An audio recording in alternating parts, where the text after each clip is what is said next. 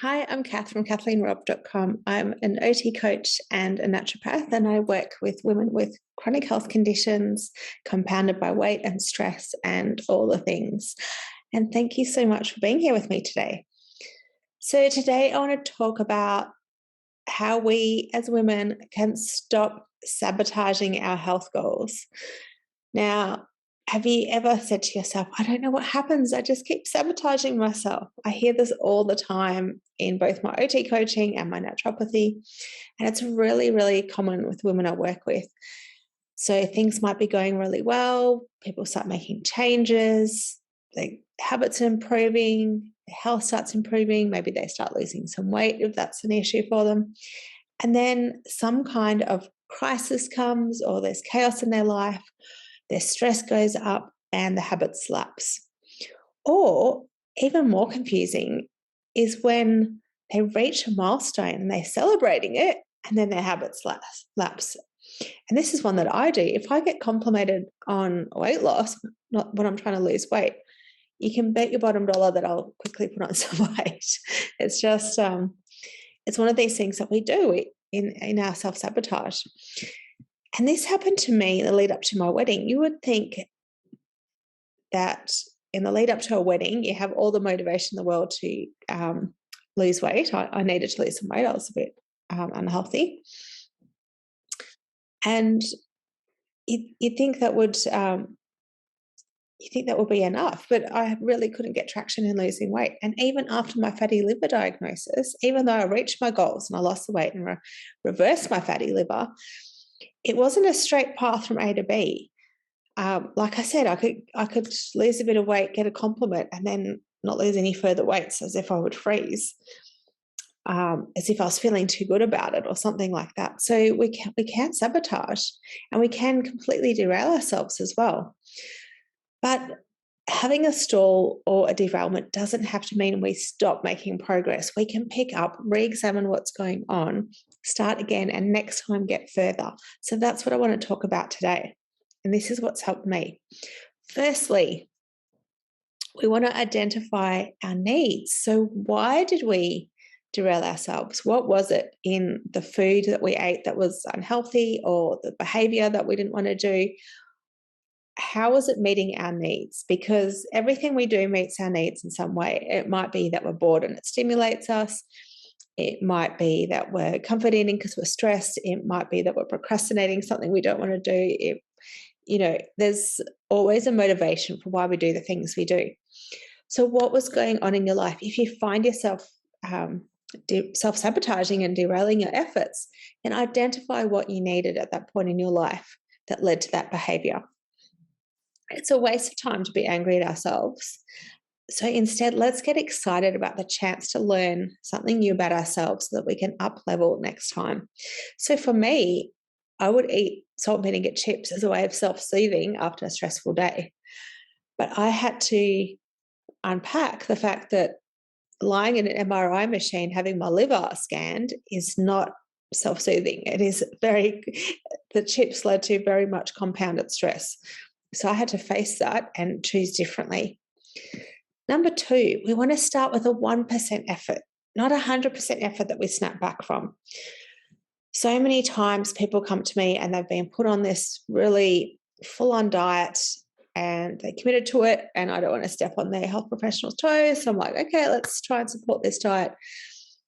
But ultimately they fall down because they're trying to change everything they do in their life, and they're not into it. They're pushing against their preferences, and they think they need motivation.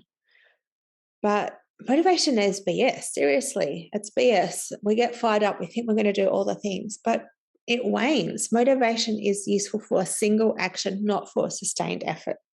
So if you want to make a change that requires a sustained effort, you need to start small with something that you can keep, something that you can stick to, and let it grow from there.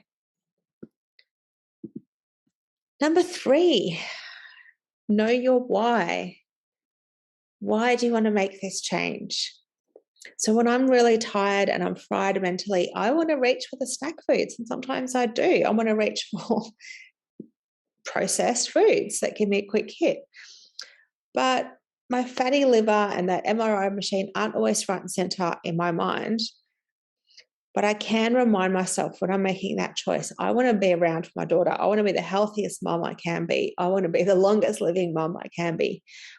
And when I remember how much better I feel now than how I felt with an extra 24 kilos before, I'm not prepared to trade that in for rubbish. Or if I do once, I will throw out the rest of it because I'm not prepared to trade in what I've got now for how I felt then. So knowing your why and what you have to gain or what you have to lose is really important to support your decisions. Number 4, check your upper limit. So there's an author, Gay Hendricks, and he wrote an excellent book called The Big Leap. If you haven't read The Big Leap, I highly, highly recommend it. It talks about, in the simplest terms, that we believe we're allowed to have a certain amount of happiness, and this amount is different for everyone, but it's like we all have an invisible glass ceiling of happiness for ourselves. And we find it hard to budge past that. So if, for example, you're making habit changes that improve your health and suddenly you've got better health than before, that's going to push your buttons in some ways because maybe you're not allowed to be that healthy because that makes you happier, it makes life better, it gives you more energy, and you feel like you're outshining someone or that you have more than your fair share. I struggled a bit getting healthier because so many people around me weren't. And I had a bit of guilt around that I was feeling better than people around me. So you really want to look at if you have an upper limit of how much you feel you're allowed to have in your life. And that plays out differently. It can be finances, health, happy relationships, just general mood. But read the book and see if it resonates. So if you can see that self-sabotage is happening for you, it's important to uproot the cause rather than just being baffled by why it's happening. A good place to start is by making changes in your life and in your health that are so small that they slide undetected under your resistance, under your radar. And as you work on these tiny little habits, they will build momentum and just become normal. And then you can add in the next one that slides under your radar. So as you're working on changing your habits, also look at mindset that comes up. Look at how you're challenging, how you feel about getting healthier or being happier in your life. And work on that and work on your sense of self-worth, because the better your mindset is around your health and your healthy changes, and the more you believe you deserve it, the more you allow yourself to have. You want all 3 of these things to expand together. So in some ways, our health journey is a personal growth journey because it's about habit change. It's about working with our why. It's about looking at what motivates us. It's about sticking to something even when we don't want to.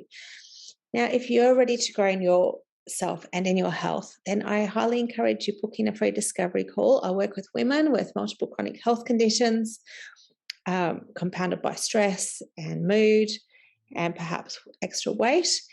And I help them unpack the complexity of this situation together. So click on the link below if this sounds like you and book yourself in, and we can work on your health improvement together. Have a great day. Bye.